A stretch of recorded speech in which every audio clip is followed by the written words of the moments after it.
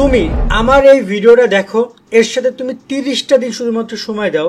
জাতীয় বিশ্ববিদ্যালয়ে ভর্তি পরীক্ষায় তুমি 100 মার্কের মধ্যে ম্যাক্সিমাম মার্ক পাবা, 80-90 রাখতে পারো আমার এই গাইডলাইন ফলো করলে। আজকে আমরা তোমাদেরকে দেখতে পাচ্ছ আমার সামনে প্রায় 30 দিনের একটা প্ল্যানিং রয়েছে, কিভাবে তোমরা এই 30 দিনে তোমাদের মেইন সাবজেক্ট মানে বাংলা, ইংরেজি, জিকে এবং গ্রুপ সাবজেক্ট শেষ করবা। আমরা তার একটা পরিকল্পনা তোমাদের সাথে শেয়ার করব এবং আমাদের পেইড ব্যাচে যারা স্টুডেন্ট আছে তাদের এই ভিডিও আমরা শেয়ার করে দিব, যাতে করে তোমরা বুঝতে পারো। কারণ সবার জন্য একই পরিকল্পনা। যারা পেইড ব্যাচে যুক্ত হচ্ছ তারা আমাদের পেইড ব্যাচের সাজেশনগুলো তো অলরেডি পাইছো, তো সেখান থেকে তোমরা এই জিনিসগুলো আরো বেশি ব্যবহার করতে পারবা। তো চলো আমরা একটা একটা করে বিষয় ক্লিয়ার করি যে 30 দিনে কিভাবে তুমি জাতীয় বিশ্ববিদ্যালয়ে ভর্তির প্রস্তুতি নিবা। সেটা এখন থেকে 30 দিন হইতে পারে, অথবা পরীক্ষার আগের থেকে 30 দিন, তুমি যে কোনো 30 দিন ব্যবহার করতে পারো। এই প্ল্যানটা জাস্ট তুমি কমপ্লিট করবা। আরেকটা বিষয় হচ্ছে যে যদি তুমি এখন থেকে 30 দিন করো, পরীক্ষা যদি এখন থেকে 2 মাস হয়ে থাকে, তো তুমি ট্রাই করো যে একবার কমপ্লিট করার জন্য, পরবর্তী আরও একবার এভাবে 30 দিন কমপ্লিট করার জন্য। তার মানে 2বার অন্তপক্ষে কমপ্লিট করো, 3বার কমপ্লিট করো, তাহলে ভালো রেজাল্ট করতে পারবা। যদি তুমি এভাবে 2বার 3বার বইগুলো শেষ করে ফেলো, পুরো একদম সিলেবাস। চলো আমরা আলোচনা করি। তার আগে তোমাদের একটা কোর্স নিয়ে জানাতে চাই। আমরা একটা কোর্স চালু করেছি অনার্স ভর্তি পরীক্ষা, তোমরা বিস্তারিত দেখে নাও। অনার্স ভর্তি পরীক্ষায় ভালো রেজাল্ট করার মাধ্যমে ভালো কলেজ এবং ভালো সাবজেক্ট পেতে চাইলে তোমরা যুক্ত হতে পারো টার্গেট জাতীয় বিশ্ববিদ্যালয় কোর্সে, যেখানে তোমরা 230 টাকায় মেইন এবং গ্রুপ সাবজেক্টে 6000 প্লাস এমসিকিউ শিট পাবে, যা পড়লে তুমি কনফার্ম ভর্তি পরীক্ষায় ভালো রেজাল্ট করতে পারবে।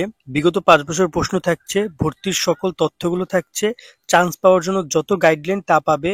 যে কোনো বিষয়ে পরামর্শের জন্য সরাসরি আমাদের যোগাযোগ করতে পারবে। কোর্সের মেয়াদকাল ভর্তি পরীক্ষার আগ পর্যন্ত থাকবে, তাই এখনই 230 টাকা দিয়ে কোর্সে যুক্ত হয়ে যাও। অলরেডি অসংখ্য শিক্ষার্থী আমাদের সাথে কোর্সে যুক্ত হয়েছে। কোর্সে যুক্ত হতে চাইলে স্ক্রিনে দেওয়া এই নাম্বারে বিকাশ বা নগদ থেকে 230 টাকা সেন্ড মানি করে আমাদেরকে হোয়াটসঅ্যাপ। আশা করি তুমি বিস্তারিত দেখেছো, চাইলে আমাদের কোর্সে যুক্ত হতে পারো। অলরেডি অসংখ্য শিক্ষার্থী যুক্ত হয়েছে, যুক্তর সাথে সাথে পিডিএফ সাজেশন পাবা। এই একটা কোর্স তোমার জন্য যথেষ্ট, আর কিছু লাগবে না, বই কেনা কোনো কিছু লাগবে না। আর সবচেয়ে গুরুত্বপূর্ণ পয়েন্ট হচ্ছে আমরা তোমাদেরকে এই পিডিএফ কোর্সের সাথে গাইডলাইন প্রোভাইড করবো, যেটা সম্পূর্ণ ফ্রিতে। পরীক্ষা পর্যন্ত যত আপডেট, যত গাইডলাইন, যত ইনফরমেশন আছে সেগুলো তোমরা পাবা এবং আমাদের সাথে সরাসরি ডিসকাশন করার সুযোগ তোমাদের সাথে থাকছে। সেক্ষেত্রে যুক্ত হয়ে যাও আমাদের পিডিএফ ব্যাচে। জাস্ট হচ্ছে যে আমাদের 230 টাকা পাঠাও এবং ডিসক্রিপশন কমেন্টে যে নাম্বার দেওয়া রয়েছে সেই নাম্বারে এবং মেসেজ করে আমরা যুক্ত করে দিচ্ছি কোর্সে। সো অলরেডি যদি আমরা এখানে কথা বলি তোমাদের কিভাবে কি শুরু করবো, দেখো নর্মালি অনেক শিক্ষার্থী এই গ্রুপ সাবজেক্টের কোশ্চেনের ব্যাপারে একটু কনফিউজ, আমি সেটা একটু ক্লিয়ার করি। বিজ্ঞানের শিক্ষার্থীদের এই গ্রুপ সাবজেক্টের কোশ্চেন আসবে পদার্থবিজ্ঞান, রসায়ন, জীববিজ্ঞান, উচ্চতর গণিত।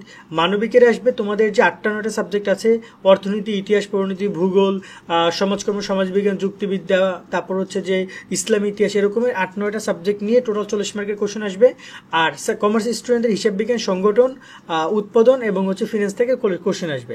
তার মানে এই যে গ্রুপ সাবজেক্টে 40 মার্ক, এইটা কিন্তু তোমাদেরকে টাইম মানবিকের শিক্ষার্থী একটু বেশি দেওয়া লাগবে, কারণ মানবিকের প্রায় অনেকগুলো সাবজেক্ট আর বাকি সবারই কিন্তু 4টা সাবজেক্ট। ওকে, আগে আমরা কথা বলি বাংলা, ইংরেজি নিয়ে তোমরা কিভাবে কি কমপ্লিট করবা। দেখো আমাদের শিটটা, যারা পিডিএফ কোর্সে যুক্ত হয়েছে তারা জানো যে আমাদের শিট, বা তুমি যে কোনো বই কেনো না কেন, আমি শিটের রেফারেন্সই দিচ্ছি, যেহেতু আমাদের স্টুডেন্টদের জন্য এই ভিডিওটা বানানো, ওরাও দেখতে পারবে।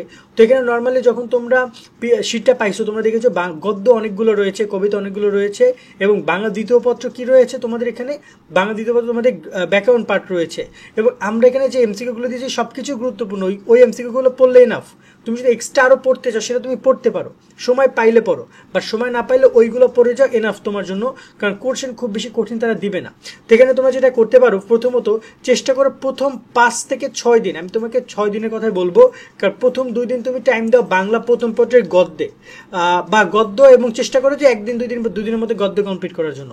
তোমার এখানে 25টা 30টা 40টা এমসিকিউ আছে এক একটা অধ্যায়ের। সো এক বছরে তুমি চাইলে 5-6টা অধ্যায় কমপ্লিট করতে পারো একদিন, শুধুমাত্র 2-3 ঘন্টা টাইম দাও রাত্রিবেলা সন্ধ্যার পরে।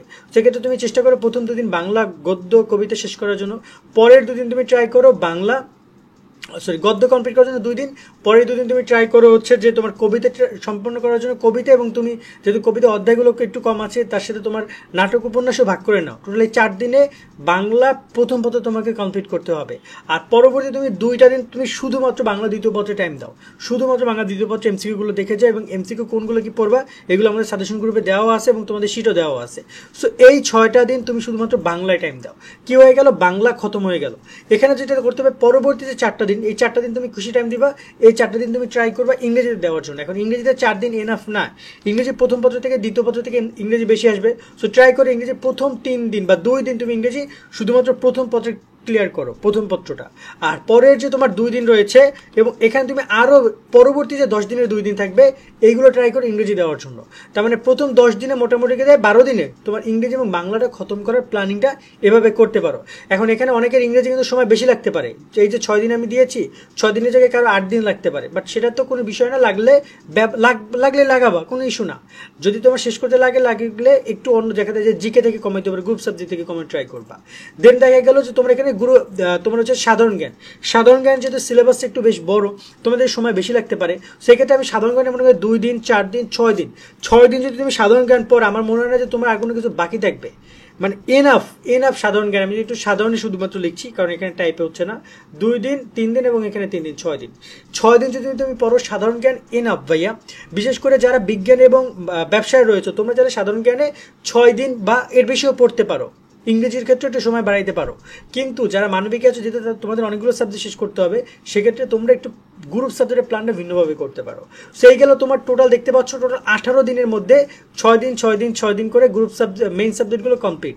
বাকি থাকে তোমার 30 দিন, আর কয়দিন থাকে বাকি 12 দিন থাকে, এখানে 2 দিন আর এখানে 10 দিন ধরে নাও। এই জায়গায় তুমি গ্রুপ সাবজেক্ট যারা বিজ্ঞানে রয়েছো তারা চেষ্টা করো প্রত্যেক 2 দিন করে একটা সাবজেক্ট খতম করার। প্রথম দিন ধরো পদার্থ প্রথম ধরলা আর পদার্থ দ্বিতীয়, হিসাব বিজ্ঞান প্রথম দল, হিসাব বিজ্ঞান দ্বিতীয়, এভাবে কমপ্লিট করবা। 2 দিন করে তুমি 4টা সাবজেক্ট তোমার, তো তুমি টোটালি 8 দিনে তোমার চেষ্টা করবা কি যে পুরো গ্রুপ সাবজেক্ট কমপ্লিট করার। আর শেষে 4টা দিন তুমি রিভিশন দেওয়ার ট্রাই করবা, আরো একবার রিভিশন দেওয়ার ট্রাই করবা, বিশেষ করে ইংরেজি বাংলা জিকেটার উপরে বেশি ফোকাস দিবা।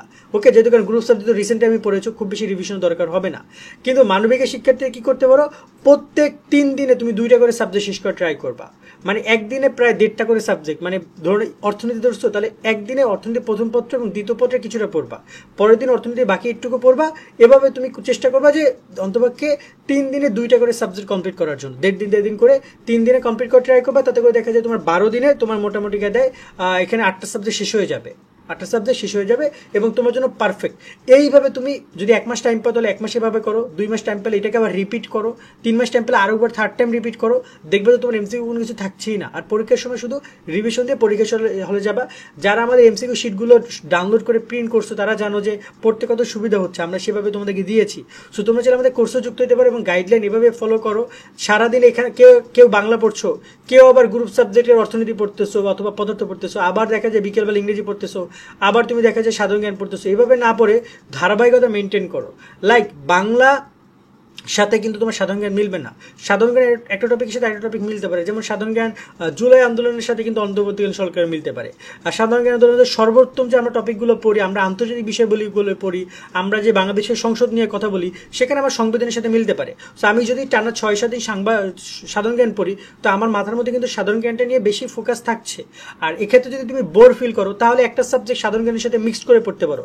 ধরুন 2 দিন বাংলা পড়লা, পরের 2 দিন তুমি সাধারণ জ্ঞান পড়ো, পরের 2 দিন আবার তুমি বাংলা পড়ো, পরের 2 দিন আবার তুমি সাধারণ জ্ঞান পড়ো, অথবা সকালবেলা বাংলা পড়লা, বিকেলবেলা সাধারণ জ্ঞান পড়ো। মানে 4-5টা সাবজেক্ট না, এরকম 2টা সাবজেক্টে কোলাবোরেশন হইতে পারে, ঠিক আছে, সমন্বয় হইতে পারে। কিন্তু 4-5টা সাবজেক্ট দৈনিক পড়লে হজবহল হইতে পারে, বিশেষ করে যেহেতু এমসিকিউ মানে 4টা অপশন তোমাকে এমনি কনফিউজ করতেছে। আশা করি তোমরা বিষয়গুলো বুঝছো এবং আমরা গ্রুপ সাবজেক্টের সাজেশন বাংলা সাধারণ জ্ঞান ইংরেজি সাজেশন আমরা পাবা, আর বাকি 2টা দেওয়া হয়েছে গ্রুপ সাবজেক্টের সাজেশন আমরা সামনে দিয়ে দেওয়ার চেষ্টা করবো। আর কোর্সে যুক্ত হলে তো তোমরা এগুলো সব গ্রুপে পেয়ে যাবা। আজকের মতো এখানে বিদায় নিচ্ছি। কোর্সে যুক্ত হলে ডিসক্রিপশন এবং কমেন্টে নাম্বার দেওয়া হলো। সকলে ভালো থাকবা, আল্লাহ হাফেজ।